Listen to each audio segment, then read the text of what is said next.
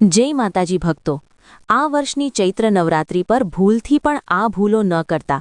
આ પવિત્ર દિવસોમાં અમુક ફળ અને 5 પ્રકારની શાકભાજી ખાવાની એક નાની ભૂલ તમારા આખા જીવનને બરબાદ કરી શકે છે.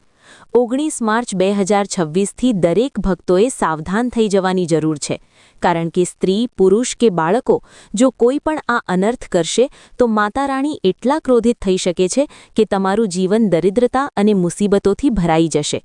ભક્તો, આ વાતને અત્યંત ગંભીરતાથી સાંભળો અને મનમાં ઉતારી લો, કારણ કે આજે જે જાણકારી હું તમને આપવા જઈ રહ્યો છું તે માત્ર સાધારણ વાત નથી, પણ એક દૈવી ચેતવણી અને ભવિષ્યનો અરીસો છે.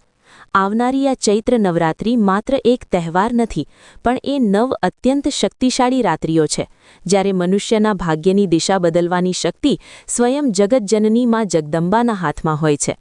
જો આ પાવન દિવસોમાં તમે અજાણતા પણ ઘરમાં એવી વસ્તુઓ રાંધી જે શાસ્ત્રોમાં કઠોર રીતે વર્જિત છે, અથવા વ્રત દરમિયાન એવા ફળો ખાઈ લીધા જે ન ખાવા જોઈએ, તો સમજી લેજો કે તમે તમારા હાથે જ તમારી સુખ, શાંતિ અને સમૃદ્ધિના દરવાજા પર તાળું લગાવી દીધું છે. માતાની કૃપા જ્યાં વરસવી જોઈતી હતી, ત્યાં તેમનું પ્રચંડ અને ક્રોધિત રૂપ સક્રિય થઈ શકે છે. જ્યારે માં નવદુર્ગા અપ્રસન્ન થાય છે, ત્યારે જીવનમાં એવી ગૂંચવણો અને આર્થિક મુસીબતો શરૂ થાય છે જેનો ક્યાંય અંત દેખાતો નથી. લક્ષ્મીજી એવા ઘરથી ઉલ્લે પગે વિદાય લે છે, કારણ કે જ્યાં માતા રાણી રૂષ્ટ હોય ત્યાં દરિદ્રતા, નકારાત્મકતા અને અશાંતિનો વાસ થઈ જાય છે. તેથી 19 માર્ચ 2026ની આ તારીખ તમારા મનમાં લાલ અક્ષરે નોંધી લો. પરંતુ ભક્તો, આ તિથિઓ વિશે વધુ ઊંડાણપૂર્વક જાણતા પહેલા એ સમજવું જરૂરી છે કે ચૈત્ર નવરાત્રિનું આટલું બધું વિશેષ મહત્વ કેમ છે.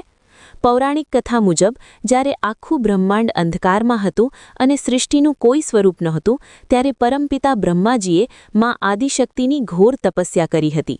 માતાએ પ્રસન્ન થઈને પોતાની દિવ્ય ઊર્જા દ્વારા બ્રહ્માજીને સૃષ્ટિ નિર્માણની શક્તિ આપી હતી. જે દિવસે આ સૃષ્ટિનું સર્જન શરૂ થયું તે દિવસ એટલે ચૈત્ર માસની શુક્લ પક્ષની પ્રતિપદા તિથિ. તેથી જ આ દિવસ આપણું હિન્દુ નવવર્ષ છે. આ પવિત્ર દિવસોમાં માતાજીનો સર્વમંગલ માંગલ્યે શિવે સર્વાર્થ સાધિકે શરણ્યે ત્ર્યંબકે ગૌરી નારાયણી નમોસ્તુતે એ મંત્ર જપવો અત્યંત કલ્યાણકારી અને મનોકામના પૂર્ણ કરનારો છે. આ વખતે માતાજી પાલખી પર સવાર થઈને પધારી રહ્યા છે. શાસ્ત્રો મુજબ પાલખીનું આગમન અસ્થિરતાનો સંકેત હોવા છતાં માતાજીની હાથી પરની વિદાય ખૂબ જ શુભ માનવામાં આવે છે. હાથી પરની વિદાય એટલે ધરતી પર પુષ્કળ ધનધાન્યની વર્ષા, સારો વરસાદ અને ભક્તોના કષ્ટનું નિવારણ. આ વર્ષે ગ્રહોની એવી વિશેષ અને દુર્લભ સ્થિતિ બની રહી છે જે સેંકડો વર્ષોમાં એકાદ વાર જ આવે છે. આ 9 દિવસોમાં તમારી રસોઈમાં જે પણ રાંધાય છે કે જે પણ ખવાય છે તે સીધું તમારા ભાગ્યના ખાતામાં નોંધાય છે. શાસ્ત્રો સ્પષ્ટ કહે છે કે જેવું અન્ન એવું મન અને જેવું મન એવું ભાગ્ય. જો રસોડામાં તામસિકતા પ્રવેશશે તો દિવ્ય ઊર્જા તમારા ઉંબરેથી પાછી ફરી જશે. હવે પ્રશ્ન એ છે કે કઈ 5 શાકભાજીઓ નવરાત્રિમાં ઝેર સમાન છે જે દરિદ્રતા લાવે છે. આયુર્વેદ અને પ્રાચીન ગ્રંથો મુજબ પ્રથમ વસ્તુ છે રીંગણ. રીંગણમાં બીજ વધુ હોવાથી તે તામસિક ગુણ ધરાવે છે અને તે મનમાં વાસના તથા ક્રોધ વધારે છે, જે ભક્તિ અને સાધનામાં સૌથી મોટો અવરોધ છે. બીજી વસ્તુ છે મૂળો. તેની તીવ્ર અને ઉગ્ર ગંધ વાતાવરણની સકારાત્મક ઊર્જાને નબળી પાડે છે અને બુદ્ધિ ભ્રમિત કરી શકે છે. ત્રીજી અને ચોથી વસ્તુ ડુંગળી અને લસણ છે, જેની ઉત્પત્તિ અસુરોના રક્તમાંથી થઈ હોવાની પૌરાણિક કથા છે. તે શરીરમાં આળસ, અજ્ઞાન અને તામસિક વૃત્તિ વધારે છે. પાંચમી વસ્તુ મસૂરની દાળ છે, જેને આ પવિત્ર દિવસોમાં રાંધવી કે ખાવી અત્યંત અશુભ અને પાપ સમાન ગણાય છે. જો તમે આ વસ્તુઓનું સેવન કરો છો તો તમે ગમે તેટલી પૂજા કરો પણ તેનું ફળ નષ્ટ થઈ જાય છે. વ્રત દરમિયાન ફળોની વાત કરીએ તો જામફળ, દાડમ, પપૈયું, તરબૂચ અને ટેટી જેવા વધુ બીજવાળા ફળો ટાળવા જોઈએ, કારણ કે તે મનની ચંચળતા વધારે છે. તેને બદલે કેળા, સફરજન, નાસપતિ કે સિંગોડા જેવી સાત્વિક વસ્તુઓ લેવી જોઈએ. 19 માર્ચ 2026થી આ નિયમોનું પાલન માત્ર વ્રત રાખનાર માટે જ નહીં, પણ પૂરા પરિવાર માટે અનિવાર્ય છે. જો તમે આ સાવધાની રાખશો તો માતા રાણીની કૃપા તમારી ઝોળી ખુશીઓથી ભરી દેશે. ઘરમાં સુખ શાંતિ માટે દૂધી, કાચા કેળા, તુરિયા કે કોળા જેવા સાત્વિક શાકભાજી જ રાંધવા જોઈએ. આ શાકભાજી મનને શાંત રાખે છે અને ભક્તિ તરફ દોરી જાય છે. યાદ રાખજો, મા જગદંબા દયાળુ મા પણ છે અને મહિષાસુર મર્દિની કાલિકા પણ છે. તેથી જાણી જોઈને ભૂલ કરી દરિદ્રતાને આમંત્રણ ના આપો. આ સમય આત્મશુદ્ધિનો છે. જે ભક્ત જીભ પર કાબૂ રાખી સાત્વિક ભાવથી માની પૂજા કરશે તેના જીવનના દરેક પાપ ધોવાઈ જશે. કન્યા પૂજનમાં 2 થી 10 વર્ષની કન્યાઓને જમાડી તેમને ભેટ સોગાત આપવી જોઈએ, કારણ કે તેમના આશીર્વાદમાં સાક્ષાત માતાજીનો સંતોષ છે. આ નવરાત્રિમાં તમારું ઘર મંદિર બને અને પૂજાના ચોખા, અખંડ જ્યોતની વાટ તથા અગિયારીની રાખનો મેં અગાઉ જણાવ્યા મુજબ સાચી રીતે ઉપયોગ કરજો. 11 ગોમતી ચક્ર કે શ્રીયંત્ર ઘરમાં લાવવાથી માતા લક્ષ્મીનો કાયમી વાસ થશે. જે વ્યક્તિ સાચા મનથી આ નિયમો પાળે છે તેનું ઘર હંમેશા ખુશીઓથી મહેકતું રહે છે અને માતા રાણી તેની રક્ષા હરપળ કરે છે. ભક્તો, આ ચૈત્ર નવરાત્રિ 2026 માત્ર ઉપવાસના દિવસો નથી, પણ તમારા આખા વર્ષના ભાગ્યને ચમકાવવાની તક છે. પરંતુ યાદ રાખજો કે માતાજીની પૂજા ત્યારે જ સફળ થાય છે જ્યારે તમારી દાનત સાફ હોય અને તમારો આહાર શુદ્ધ હોય. શાસ્ત્રોમાં જણાવ્યા મુજબ નવરાત્રિના 9 દિવસો દરમિયાન જો કોઈ ઘરના રસોડામાં વર્જિત વસ્તુઓ જેવી કે રીંગણ, મૂળો, ડુંગળી, લસણ કે મસૂરની દાળ પકાવવામાં આવે છે તો તે ઘરની સકારાત્મક ઉર્જા નષ્ટ થઈ જાય છે. 19 માર્ચ 2026 થી તમારે એ સંકલ્પ લેવો પડશે કે તમે તમારા ઘરની પવિત્રતાને જાળવી રાખશો. જેવું અન્ન હોય તેવું જ મન બને છે અને જો મન અશુદ્ધ હશે તો તમારી કરેલી કલાકોની પૂજા પણ નિષ્ફળ જશે. માતા રાણી સાત્વિકતાના દેવી છે. તેમને ભોગમાં સોના ચાંદી નહીં, પણ ભક્તનો શુદ્ધ ભાવ અને સાત્વિક આહાર પ્રિય છે. ઘણીવાર લોકો પૂછે છે કે શા માટે અમુક ફળો પણ ન ખાવા જોઈએ? તેનું કારણ એ છે કે જે ફળોમાં બીજની સંખ્યા વધુ હોય છે તે આપણા મનમાં રાજસ અને તામસ ગુણોને ઉત્તેજિત કરે છે. જામફળ, દાડમ અને પપૈયા જેવા ફળો વ્રત દરમિયાન ન ખાવા પાછળનું વૈજ્ઞાનિક કારણ પણ એ જ છે કે તે પાચનમાં ભારે હોય છે અને સાધના વખતે તમારું મન એકાગ્ર થવા દેતા નથી. આ 9 દિવસોમાં હળવો આહાર જેમ કે દૂધીનું શાક, સિંગોડાનો લોટ અને દૂધની બનાવટો લેવાથી શરીર શુદ્ધ થાય છે અને માતાજીની શક્તિ સાથે જોડાવામાં સરળતા રહે છે. યાદ રાખજો, જે ઘરમાં સ્ત્રીઓનું સન્માન થાય છે અને જ્યાં રસોઈ મંત્રોચ્ચાર સાથે બને છે ત્યાં માતા અન્નપૂર્ણાનો કાયમી વાસ હોય છે. આ વર્ષે માતાજી પાલખી પર આવી રહ્યા છે, જેનો અર્થ છે કે સમાજમાં અને વ્યક્તિગત જીવનમાં થોડી ઉથલપાથલ જોવા મળી શકે છે, પરંતુ ગભરાવાની જરૂર નથી. જે ભક્તો સાચા મનથી 19 માર્ચના રોજ કળશ સ્થાપના કરશે અને 9 દિવસ સુધી અખંડ દીવો પ્રગટાવશે તેમની રક્ષા સ્વયં માં ભગવતી કરશે.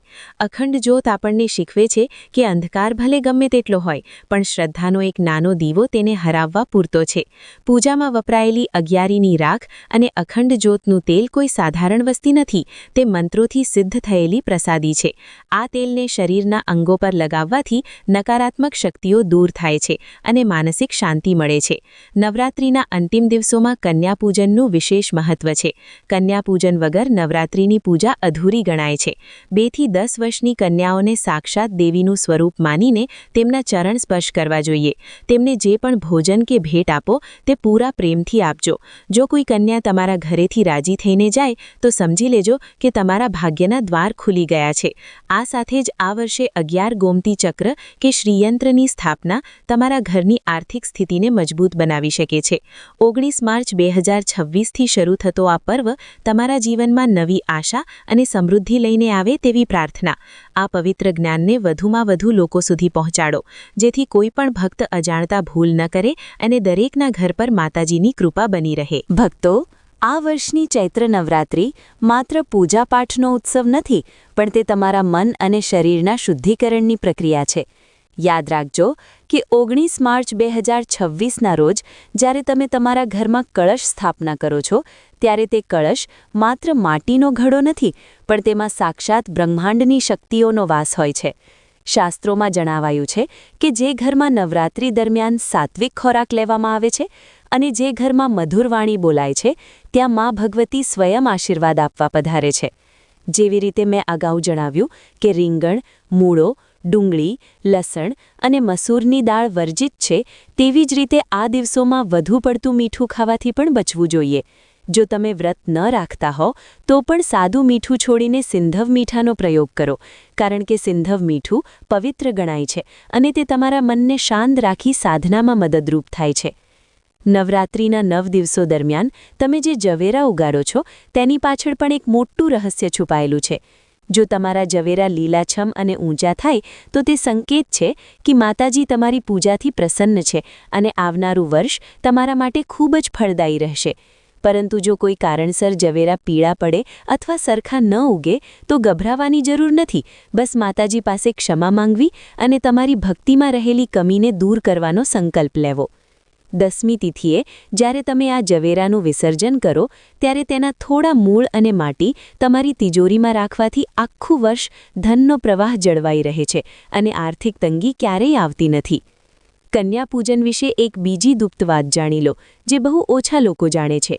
કન્યાઓને જમાડતી વખતે તેમને ક્યારેય તીખું કે વધુ પડતું તેલવાળું ભોજન ન આપવું. તેમને દૂધની બનાવટો, હલવો કે સાત્વિક ખીર પીરસવી જોઈએ. 2 વર્ષની કન્યાને કુમારી કહેવાય છે, જે દરિદ્રતા દૂર કરે છે, જ્યારે 9 વર્ષની કન્યાને દુર્ગા કહેવાય છે, જે શત્રુઓનો નાશ કરે છે. આ રીતે તમારી જરૂરિયાત મુજબ તમે કન્યા પૂજન કરી શકો છો. પૂજામાં રાખેલી સોપારી અને સિક્કાને ક્યારેય વાપરશો નહીં. તેને લાલ કપડામાં બાંધી પૂજાના સ્થાનમાં રાખવાથી અટકેલા કાર્યોમાં ગતિ આવે છે. મિત્રો, આજના દોડધામભર્યા જીવનમાં આપણે ઘણીવાર પરંપરાઓનું પાલન કરવાનું ભૂલી જઈએ છીએ. પણ આ ચૈત્ર નવરાત્રિ 2026માં એક નાનકડો ફેરફાર પણ તમારા જીવનમાં મોટો ચમત્કાર લાવી શકે છે. 19 માર્ચથી 27 માર્ચ સુધી જો તમે માત્ર તમારા વિચારોને શુદ્ધ રાખશો અને કોઈનું પણ અપમાન નહીં કરો તો માં જગદંબા તમને એ બધું જ આપશે જેની તમે કલ્પના પણ નથી કરી. આ નવરાત્રિમાં તમે જે અખંડ જ્યોત પ્રગટાવો છો તે માત્ર તમારા ઘરના અંધકારને નહીં પણ તમારા મનના અહંકારને ઓગાળવા માટે છે. જે દીવો વાવાઝોડામાં પણ સ્થિર રહે છે તેની પાછળ સાક્ષાત દેવી શક્તિનું રક્ષણ હોય છે. આ માહિતીને માત્ર તમારા સુધી સીમિત ન રાખતા પણ દરેક સાચા ભક્ત સુધી પહોંચાડજો. તમારી એક શેર કરેલી વાત કોઈના જીવનમાંથી દરિદ્રતા દૂર કરી શકે છે. માતા રાણી આપ સૌના ભંડાર ભરેલા રાખે, આપના સંતાનોને સદ્બુદ્ધિ આપે અને આપના પરિવાર પર હંમેશા સુખ શાંતિની વર્ષા કરે તેવી અંતરની પ્રાર્થના. કોમેન્ટમાં જય માતાદી જરૂર લખજો, કારણ કે માનું નામ લેવાથી જ અડધા દુઃખ દૂર થઈ જાય છે. ભક્તો, નવરાત્રિના પવિત્ર દિવસોમાં માત્ર ભોજનની શુદ્ધિ જ પૂરતી નથી પણ ઘરના વાતાવરણ અને આચરણની શુદ્ધિ પણ એટલી જ અનિવાર્ય છે. 19 માર્ચ 2026થી જ્યારે તમે નવરાત્રિનો પ્રારંભ કરો ત્યારે યાદ રાખજો કે માં જગદંબા એ માતૃશક્તિનું સ્વરૂપ છે. જે ઘરમાં સ્ત્રીઓનો અપમાન થાય છે, જ્યાં માતા પિતાની આંખમાં આંસુ હોય છે, ત્યાં ગમે તેટલા કઠોર ઉપવાસ કે મોંઘા નૈવેદ્ય ધરવામાં આવે તો પણ માતાજી ક્યારેય પ્રસન્ન થતા નથી. સાચી નવરાત્રિ તો એ છે જ્યારે આપણે આપણા મનમાંથી ક્રોધ, ઈર્ષ્યા અને અહંકાર જેવા રાક્ષસોનો ત્યાગ કરીએ. આ નવરાત્રિઓ દરમિયાન તમારા ઘરના ઉંબરેથી કોઈ પણ ભિક્ષુક કે ગરીબ ખાલી હાથે ન જવો જોઈએ, કારણ કે માં ભગવતી કયા સ્વરૂપે તમારી પરીક્ષા લેવા આવી જાય તે કોઈ જાણી શકતું નથી. ઘણા ભક્તો પૂછે છે કે નવરાત્રિમાં કયા કાર્યો અશુભ માનવામાં આવે છે. શાસ્ત્રો મુજબ નવરાત્રિ દરમિયાન વાળ કાપવા, નખ કાપવા કે ચામડાની વસ્તુઓનો ઉપયોગ કરવો વર્જિત છે. આ દિવસોમાં બ્રહ્મચર્યનું પાલન કરવું અને પૃથ્વી પર શયન કરવું અત્યંત ફળદાયી માનવામાં આવે છે. જો તમે અખંડ જ્યોત પ્રગટાવી હોય તો ઘરને ક્યારેય ખાલી ન મૂકવું. દીવાની જ્યોત સતત પ્રજ્વલિત રહેવી જોઈએ, કારણ કે તે દીવો તમારા ઘરની રક્ષા કવચ સમાન છે. જો કોઈ કારણસર દીવો ઓલવાઈ જાય તો તરત જ માતાજી પાસે ક્ષમા માંગી ફરીથી દીવો પ્રગટાવવો. આ દિવસોમાં બપોરે સૂવાથી પણ બચવું જોઈએ, કારણ કે સાધનાના સમયે આળસ એ ભક્તિમાં મોટો અવરોધ છે. પૂજામાં જે કળશ સ્થાપિત કરવામાં આવે છે તેના જળનું મહત્વ પણ અદ્ભુત છે. નવરાત્રિ પૂર્ણ થયા પછી તે જળને ફેંકી ન દેતા પણ આખા ઘરમાં તેનો છંટકાવ કરજો. આ જળ 9 દિવસ સુધી મંત્રોની ઊર્જાથી અભિમંત્રિત થયેલું છે, જે ઘરની નકારાત્મક ઊર્જા અને વાસ્તુ દોષને દૂર કરવાની શક્તિ ધરાવે છે. બાકી વધેલું જળ તુલસીના ક્યારામાં કે કોઈ પવિત્ર છોડમાં પધરાવી દેવું. પૂજામાં ઉપયોગમાં લેવાયેલા ચોખા કે અક્ષતને પણ સાચવીને રાખવા અને તેને તમારા અન્ન ભંડારમાં ભેળવી દેવા, જેથી તમારા ઘરમાં ક્યારેય અન્નની અછત ન સર્જાય. મિત્રો, જીવનમાં શ્રદ્ધા ક્યારેય અંધ ન હોવી જોઈએ પણ વિવેકપૂર્ણ હોવી જોઈએ. નવરાત્રિના 9 દિવસો આપણને એ શીખવે છે કે અંધકાર ગમે તેટલો ગાઢ હોય પણ સત્ય અને ભક્તિનો એક નાનકડો દીવો તેને હરાવવા માટે પૂરતો છે. પૂજામાં વપરાયેલી રાખ એટલે કે ભસ્મ, જેનો મેં અગાઉ ઉલ્લેખ કર્યો, તે આપણને યાદ અપાવે છે કે આ સંસારમાં બધું જ નાશવંત છે, માત્ર ઈશ્વરની ભક્તિ જ અમર છે. જ્યારે તમે આ ભસ્મનો તિલક કરો છો ત્યારે તમારો અહંકાર ઓગળે છે અને તમારી વાણીમાં સૌમ્યતા આવે છે. આ વર્ષની એટલે કે 2026ની ચૈત્ર નવરાત્રિ તમારા જીવનમાં એક નવો વળાંક લઈને આવે તેવી પ્રાર્થના. માં જગદંબા પાસે ક્યારેય માત્ર ધન ન માંગવું, પણ એવું સામર્થ્ય માંગવું કે તમે કોઈના આંસુ લૂછી શકો અને કોઈના જીવનમાં પ્રકાશ લાવી શકો, કારણ કે માં તો ત્યારે જ રાજી થાય છે જ્યારે તેના સંતાનો એકબીજાની મદદ કરે છે. આ પવિત્ર જાણકારીને તમારા હૃદયમાં કોતરી રાખજો અને આ નવરાત્રિમાં પૂરા નિયમો સાથે માની ભક્તિ કરજો. તમારી દરેક પ્રાર્થના માં ભગવતી સાંભળશે જ. બસ ધીરજ અને અતૂટ વિશ્વાસ રાખજો. ભક્તો, નવરાત્રિના 9 દિવસો એ માત્ર 9 દિવસ નથી, પણ આપણા શરીરની અંદર રહેલા 9 ચક્રોને જાગૃત કરવાનો સમય છે. 19 માર્ચ 2026થી જ્યારે તમે પ્રથમ દિવસે માં શૈલપુત્રીની પૂજા કરો ત્યારે માતાજીને ગાયના શુદ્ધ ઘીનો ભોગ ધરાવવો જોઈએ. તેનાથી આરોગ્યની પ્રાપ્તિ થાય છે. બીજા દિવસે માં બ્રહ્મચારિણીને સાકર અને પંચામૃત અર્પણ કરવાથી આયુષ્યમાં વૃદ્ધિ થાય છે. ત્રીજા દિવસે માં ચંદ્રઘંટાને દૂધની મીઠાઈ કે ખીર ધરાવવાથી દુઃખોનો નાશ થાય છે. જ્યારે ચોથા દિવસે માં કુષ્માંડાને માલપુઆનો ભોગ પ્રિય છે, જે બુદ્ધિ અને નિર્ણય શક્તિમાં વધારો કરે છે. પાંચમા દિવસે સ્કંદ માતાને કેળાનો ભોગ ધરાવવો જોઈએ અને છઠ્ઠા દિવસે માં કાત્યાયનીને મધ અર્પણ કરવાથી સૌંદર્ય અને સુખની પ્રાપ્તિ થાય છે. સાતમા દિવસે માં કાલરાત્રિને ગોળનો ભોગ ધરાવવાથી અકાળ મૃત્યુ અને ભયથી મુક્તિ મળે છે. આઠમા દિવસે માં મહાગૌરીને નાળિયેર અર્પણ કરવું અને નવમા દિવસે માં સિદ્ધિદાત્રીને તલનો ભોગ ધરાવવો અત્યંત શુભ માનવામાં આવે છે. આ નવરાત્રિમાં તમે જે મંત્રનો જાપ કરો છો તે મંત્રની શક્તિ તમારી વાણી અને વ્યક્તિત્વમાં વસી જાય છે. 19 માર્ચ 2026થી શરૂ કરીને 27 માર્ચ સુધી જો તમે રોજ શાંત ચિત્તે નવાર્ણ મંત્ર એટલે કે ઓમ ઐમ હ્રીમ ક્લીમ ચામુંડાયૈ વિચ્ચેનો જાપ કરશો તો તમે અનુભવશો કે તમારી અંદર એક અદ્ભુત આત્મવિશ્વાસ પેદા થયો છે. જે લોકો માનસિક તણાવ કે ડિપ્રેશનથી જજુમી રહ્યા છે તેમના માટે આ દિવસોમાં કરવામાં આવેલી દીવાની સેવા રામબાણ ઇલાજ સાબિત થાય છે. દીવાની જ્યોત તરફ એકાગ્રતાથી જોવાથી મન સ્થિર થાય છે અને આત્મા પવિત્ર બને છે. યાદ રાખજો કે માં ભગવતી કોઈની પૂજા ઉધાર રાખતા નથી. તે કદાચ તમને એ ન આપે જે તમે માંગ્યું છે, પણ તે એ ચોક્કસ આપે છે જે તમારા માટે શ્રેષ્ઠ અને હિતકારી છે. નવરાત્રિના દિવસોમાં પૂજાની સામગ્રીનું વિસર્જન કરતી વખતે આપણી પવિત્ર નદીઓને ગંદી ન કરીએ તે આપણી ધાર્મિક ફરજ છે. જો શક્ય હોય તો ઘરે જ એક શુદ્ધ જળના પાત્રમાં વિસર્જન કરી તે પાણી છોડમાં પધરાવી દેવું જોઈએ. પ્રકૃતિની રક્ષા એ જ માતાજીની સાચી આરાધના છે. માં તો ભાવના ભૂખ્યા છે. તેમને કિંમતી આભૂષણો કરતાં તમારા શુદ્ધ હૃદયનો ભાવ વધુ પ્રિય છે. જો તમારી દાનત સાફ હશે અને મહેનત સાચી હશે તો માં ભગવતી તમારા જીવનનો બેડો જરૂર પાર કરશે. પૂજામાં વપરાયેલી સોપારી, સિક્કો અને અક્ષત એ તમારા ભાગ્યના સિતારા સમાન છે. જે સિક્કો તમે પૂજામાં રાખ્યો હતો તેને ક્યારેય વાપરશો નહીં. તેને લાલ રેશમી કપડામાં બાંધીને તમારી તિજોરીમાં એવી રીતે રાખો કે તે ક્યારેય બહાર ન નીકળે. તે સ્થિર લક્ષ્મીનું પ્રતીક છે અને તમારા ઘરમાં ક્યારેય પૈસાની તંગી આવવા દેશે નહીં. સાચી ભક્તિ એ છે જે આપણને ઉદાર અને માયાળુ બનાવે. જો નવરાત્રિ પછી પણ આપણા મનમાં કોઈના પ્રત્યે વેરઝેર કે ઈર્ષા રહેતી હોય તો સમજવું કે આપણી પૂજામાં ક્યાંક ભાવની કમી રહી ગઈ છે. માં જગદંબા તો પ્રેમ અને કરુણાનું સ્વરૂપ છે. તે ક્યારેય પોતાના સંતાનોને લડતા જોઈ શકતી નથી. નવરાત્રિના આ પવિત્ર અવસરે એવો સંકલ્પ લો કે તમે ક્યારેય કોઈ અસહાય વ્યક્તિનો સાથ નહીં છોડો અને અનીતિના માર્ગે નહીં ચાલો. જે હાથ બીજાની મદદ માટે લંબાય છે તે હાથ પર માનો આશીર્વાદ હંમેશા હોય છે. આધ્યાત્મિક ઉન્નતિ માટે નિસ્વાર્થ સેવા એ સૌથી ટૂંકો અને સરળ રસ્તો છે. આ જ્ઞાનને તમારા જીવનનું ભાથું બનાવજો અને માં ભગવતી આપ સૌના જીવનમાં ખુશીઓના રંગ ભરે તેવી અંતરની પ્રાર્થના. ભક્તો, નવરાત્રિનો ઇતિહાસ માત્ર પૌરાણિક કથાઓ પૂરતો સીમિત નથી, પરંતુ તે ભારતના ગૌરવશાળી ઇતિહાસનો પણ પ્રતીક છે. શાસ્ત્રોમાં ઉલ્લેખ છે કે સૌથી પ્રથમ નવરાત્રિનો પ્રારંભ સ્વયં મર્યાદા પુરુષોત્તમ ભગવાન શ્રી રામે કર્યો હતો. જ્યારે લંકાના યુદ્ધમાં રાવણ જેવો શક્તિશાળી શત્રુ સામે હતો અને વિજય મેળવવો અશક્ય લાગતો હતો, ત્યારે ભગવાન રામે સમુદ્રના કિનારે માં શક્તિનું આહ્વાન કર્યું હતું. ભગવાન રામે 9 દિવસ સુધી કઠોર તપસ્યા કરી અને જ્યારે 108માં કમળની કમી પડી ત્યારે તેઓએ પોતાની આંખ એટલે કે નેત્ર અર્પણ કરવાની તૈયારી બતાવી હતી. તેમની આ અટલ શ્રદ્ધા જોઈને માં દુર્ગા પ્રગટ થયા અને વિજયના આશીર્વાદ આપ્યા. આ ઇતિહાસ આપણને શીખવે છે કે જ્યારે ધર્મ અને અધર્મનું યુદ્ધ હોય ત્યારે શક્તિની ઉપાસના જ વિજયનો માર્ગ પ્રશસ્ત કરે છે. ભારતના ઇતિહાસમાં છત્રપતિ શિવાજી મહારાજ અને મા ભવાનીનો અતૂટ સંબંધ કોણ નથી જાણતું. શિવાજી મહારાજ જ્યારે પણ મુઘલો સામે યુદ્ધે ચડતા ત્યારે તેઓ મા ભવાનીના આશીર્વાદ લેતા અને નવરાત્રી દરમિયાન શક્તિની સાધના કરતા.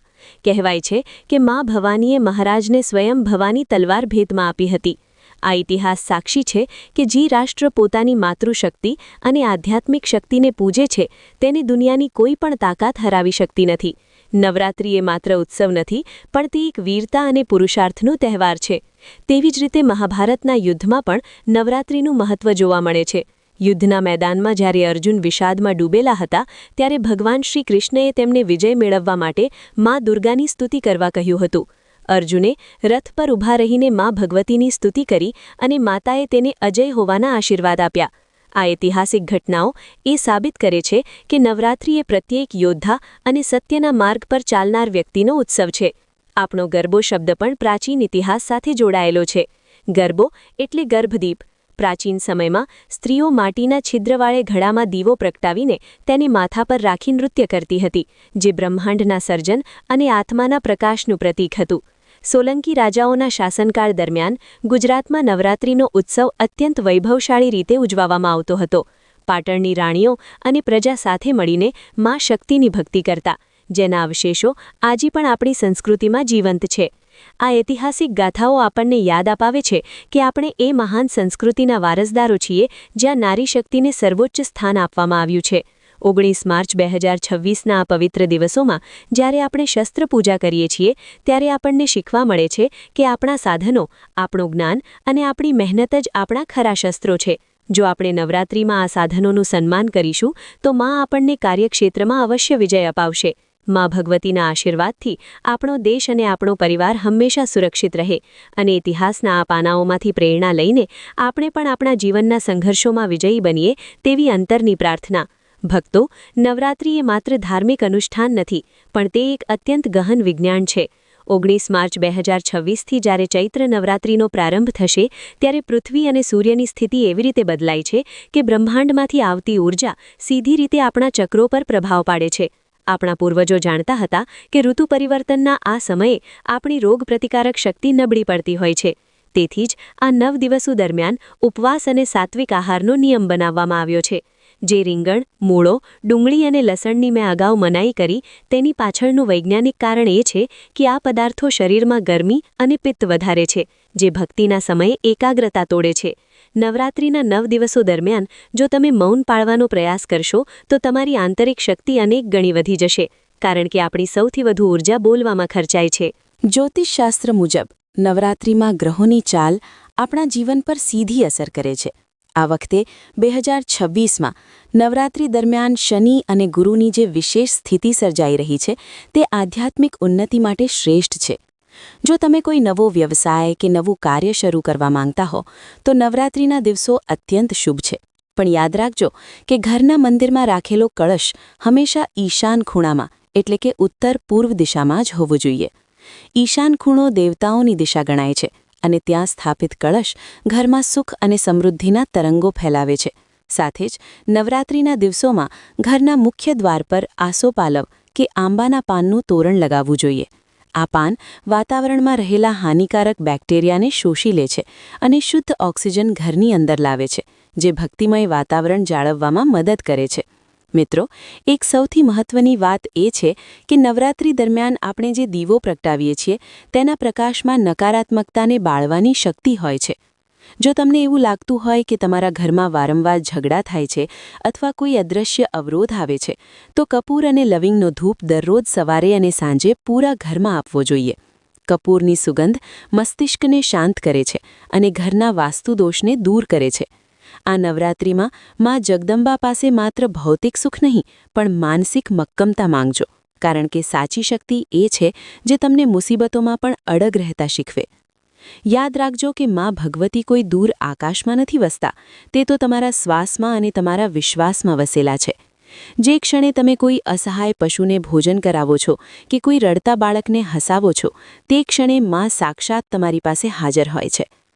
19 માર્ચ 2026થી શરૂ થતો આ પવિત્ર મહોત્સવ તમારા જીવનમાં માત્ર ઉત્સાહ જ નહીં, પણ એક નવી દ્રષ્ટિ લઈને આવે તેવી પ્રાર્થના. આ જ્ઞાનને તમારા હૃદયમાં કોતરી રાખજો અને આ નવરાત્રિમાં પૂરા વિધિવિધાન અને પવિત્રતા સાથે માની શરણમાં જજો. તમારી અતૂટ શ્રદ્ધા જ તમારો સૌથી મોટો સહારો બનશે. મિત્રો, જો તમને આજનો આ વિડિયો જ્ઞાનવર્ધક અને મદદરૂપ લાગ્યો હોય તો આ વિડિયોને અત્યારે જ એક લાઇક જરૂર કરજો, કારણ કે તમારી એક લાઇક અમને આવા જ ભક્તિમય વિડિયો બનાવવા માટે પ્રોત્સાહન આપે છે. આ પુણ્યશાળી જાણકારી માત્ર તમારા સુધી સીમિત ન રાખતા, તમારા મિત્રો, સગા સંબંધીઓ અને વોટ્સએપ ગ્રુપમાં આ વિડિયોને વધુમાં વધુ શેર કરજો, જેથી બીજા ભક્તો પણ આ મહાસંયોગનો લાભ ઉઠાવી શકે અને પિતૃદોષમાંથી મુક્તિ મેળવી શકે. અને હા, જો તમે અમારી ચેનલ પર નવા છો અથવા હજુ સુધી પરિવારનો હિસ્સા નથી બન્યા, તો અત્યારે જ નીચે આપેલું લાલ બટન દબાવીને ચેનલને સબસ્ક્રાઇબ કરી લો અને બાજુમાં રહેલી ઘંટડી એટલે કે બેલ આઇકનને દબાવી ઓલ પર સેટ કરી દો, જેથી આવનારા તમામ ધાર્મિક અને ભક્તિમય વિડીયોની નોટિફિકેશન તમને સૌથી પહેલાં મળે. કોમેન્ટમાં પૂરી શ્રદ્ધા સાથે જય બજરંગબલી અથવા ઓમ નમો ભગવતે વાસુદેવાય લખવાનું ભૂલતા નહીં. ભગવાન તમારી અને તમારા પરિવારની રક્ષા કરે અને તમારી તમામ મનોકામનાઓ પૂર્ણ થાય તેવી પ્રાર્થના સાથે હવે રજા લઈએ છીએ. મળીએ છીએ ફરી એક નવા અને જ્ઞાનવર્ધક વિડિયો સાથે. ત્યાં સુધી પ્રેમથી બોલો, જય શ્રી રામ, જય હનુમાન, જય માતાજી, જય દ્વારિકાધીશ.